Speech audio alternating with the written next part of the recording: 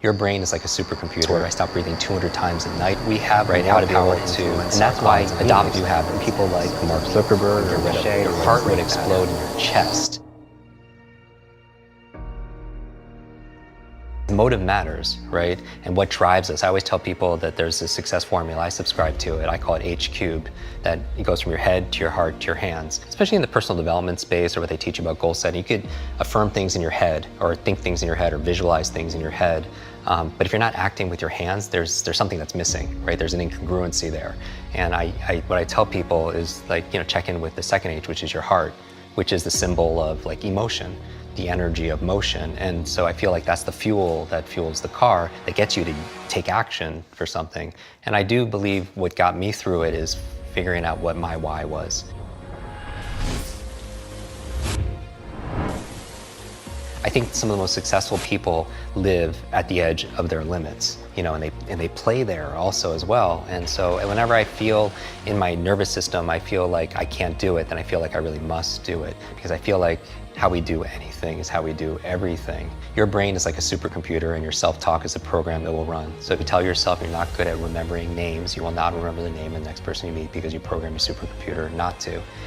Your self-talk is important, and it is the program that we will run. And I always tell people to keep it positive, keep it empowering, because your mind is always eavesdropping on your self-talk, right? And you have to be careful what you say to yourself, because it's this unconscious command. I just did a podcast on habits, right? How to be able to adopt new habits and also delete and get rid of, break bad habits, right?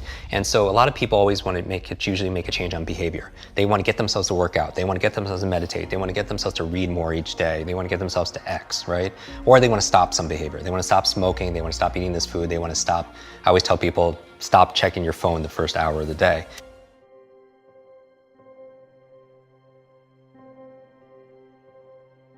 That's like sacred time for me, because I think that if you want to be an elite mental performer or real life superhero, you don't want to start off by checking the phone. We talked about this in the past, because you're training yourself to be reactive, right? You're getting your dopamine, you're frying your nervous system with all these likes, shares, comments, and everything else like that.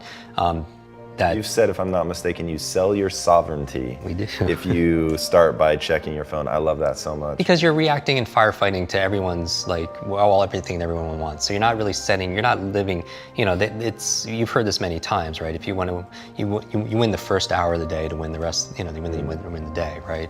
And so anything you want to stop, so like say you want to stop checking your phone, right, in the morning, then there's certain, that's a behavior, right? But there's so many other elements to be able to change, because most behaviors don't stick, right? And so what I'm thinking about when I want to transform or transcend or make a real positive change, I'm looking at all the other areas of ourself. So I'm looking at, for example, our environment.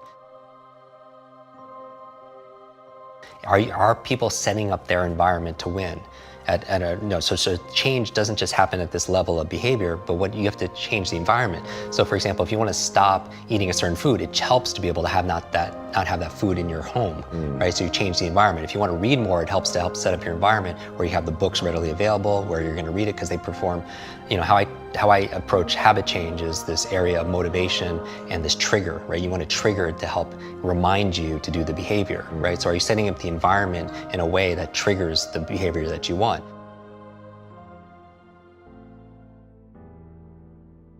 Another level of change that we need to address. Let's say someone's watching this and they have something they want to change, and it's not sticking. Then maybe it's the environment. Maybe you could check about your habits, but maybe it's your beliefs and your values. Some people will not get themselves to read every day because they don't value reading every single day, right? Some people won't. Let's say the behavior they want to change is, we did a podcast on how to remember names. I could teach them step by step on how to remember the name of most people that they meet, yet they won't do it because they don't value it, or because that's not important to them, or they don't believe that they can, right? Just like we talked about earlier, saying your brain is like a supercomputer, and your self-talk is a program to run. So if you tell yourself you're not good at remembering names, you will not remember the name of the next person you meet because you program your supercomputer not to. They don't have a belief that enables that. So when I say all behavior is belief-driven, if you want to do this behavior, whatever it is, journal, whatever it is, then you need a belief that allows that to happen.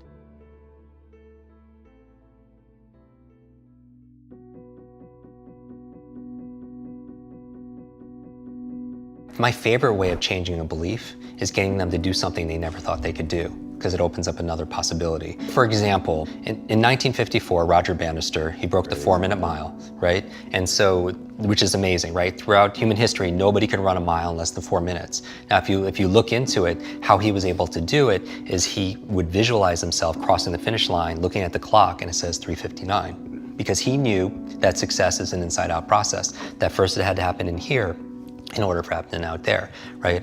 Dr. Wayne Dyer has a famous phrase where it's not, oh, I'll believe it when I see it. It's like, I'll see it when I believe it, right? Because it's the opposite, right? And so I always like modeling the outliers where most people kind of just like, kind of dismiss them. I was like, well, what's going on there that allows this person to get this kind of result, right? And so with Roger Bannister, he saw it in here, be able to produce it outside, just like any innovator or inventor or writer or any creator, right? But what was interesting is after that, what happened? Nobody could do it from the beginning of humanity. All of a sudden, one person does it. What happens after that? It was a change of belief, right? Because the belief back then was if you ran a mile in less than 4 minutes, not only would you die, it was your heart would explode in your chest. And like, think about like that would, and I'm a runner, right? That would keep me not just running, that wouldn't keep me from running a 4 minute, that would keep me from running, period, right? And so my thing is like, that was a change of a reference. That shook up a belief. So my goal with people when it comes to learning is get themselves to do something they never thought they could do. And then it opens up another possibility. It literally opens up their nervous system for something, what else could be possible. Now, I would also say that it all plays together where it's not easy necessarily just to change a belief overnight.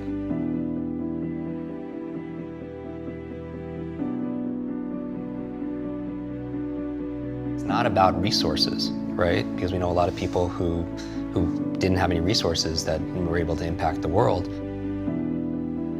It's about our internal resources. And what I'm saying is optimizing our environment, optimizing our behaviors, our capabilities, our beliefs and our values, and our identity, right? At the highest level, our identity, because you can't just change your belief or your values or your behavior even if you don't believe you're that kind of person.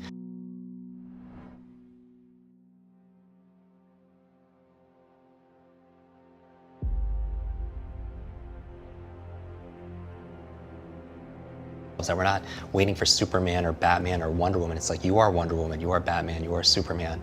It's just we have to commit ourselves to be able to unleashing.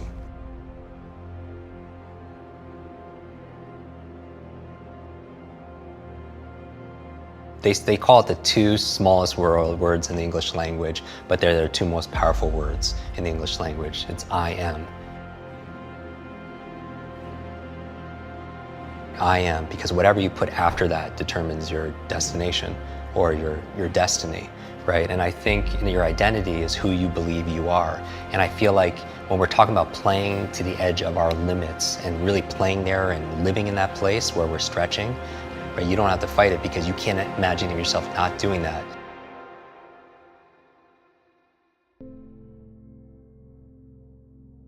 If we don't believe that we're a public speaker or we're a great parent or we're a great learner or genius, then we'll never be able to reach our full potential because that will always be the ceiling that we bump up against.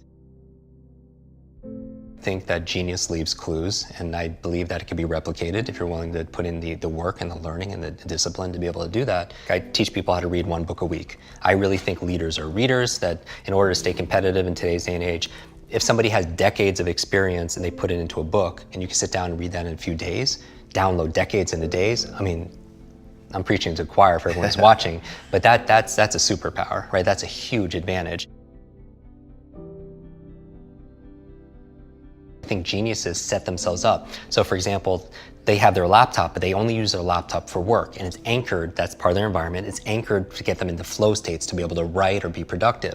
They don't use their laptop to binge on Netflix, right? They have an iPad that they use when they do that because that's the state that they want to anchor for that. And they don't use that iPad to do work. You know, setting up your environment like your bedroom. Like we just did a whole episode on sleep hacks and how to optimize your sleep because that's a big, personal challenge for me for many years because I had suffered from sleep apnea. It was a breathing disorder. I stopped breathing 200 times a night for at least 10 seconds, which is the equivalent of somebody coming in and just choking and suffocating you 200 times a night.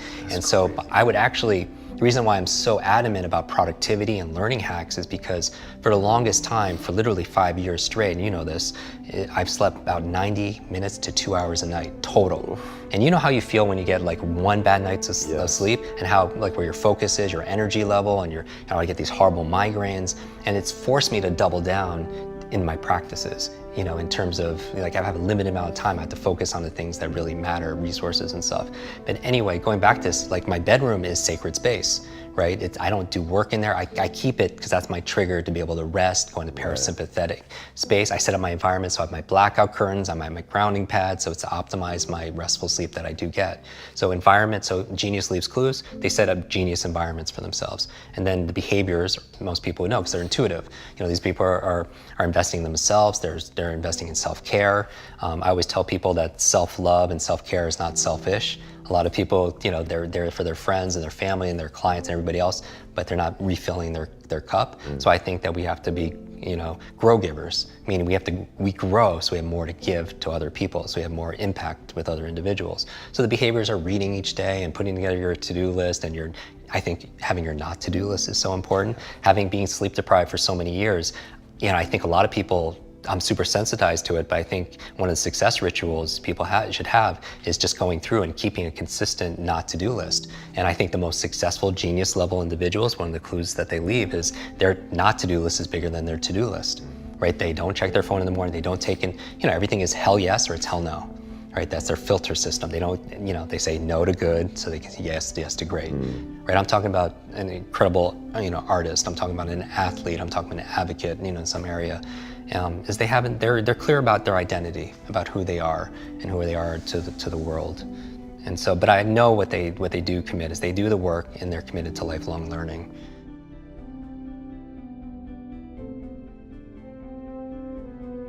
Knowledge is power, then learning is your superpower. And I think it's a superpower that we all have. It's just we're not taught.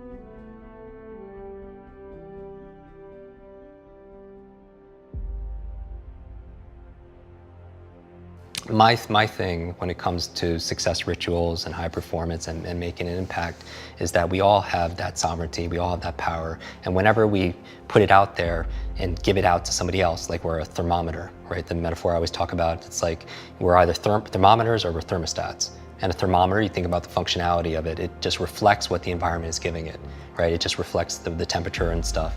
But a thermostat is different. It sets a standard, it sets a goal, it sets a vision, and the environment changes along with it. And I feel like our happiness, our joy, our level of fulfillment, our success is all dependent on where we put the locus of control. We have more power than we realize in these cases, and it's hard because we have to fight media, we have to fight marketing that's always telling us about all the things that are going on in the world. But we live in an abundant universe, right? I mean, we talk about the matrix, which pill people are going to take. And that determines everything. And every single morning, you determine what color pill you're going to take. And I would say what keeps me going is I have a belief that everything can get better. Like that's my self-talk. When it comes down to what my primary belief is I feel that things can get better, because otherwise if I didn't, then I would just give up, right? And I have too many examples of friends and family and just people I don't know, which are just friends of my mind, that have superseded much more difficult situations than I have.